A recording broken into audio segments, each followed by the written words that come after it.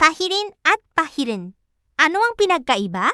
Pahirin ay ginagamit kung ang nais mong gawin ay alisin o tanggalin ang isang bagay. Pahiran naman ay ginagamit kung ang layunin mo ay maglagay o magpahid ng isang bagay sa isang ibabaw. Doon dito at roon rito. Ano ang pinagkaiba? Doon dito ay ginagamit kapag ang sinusundang salita ay nagtatapos sa consonant maliban sa W at Y. Roon rito naman ay inagamit kapag ang sinusundang salita ay nagtatapos sa vowels o mga malapatinig na W at Y. Puto at kutsinta. Ano ang pinagkaiba?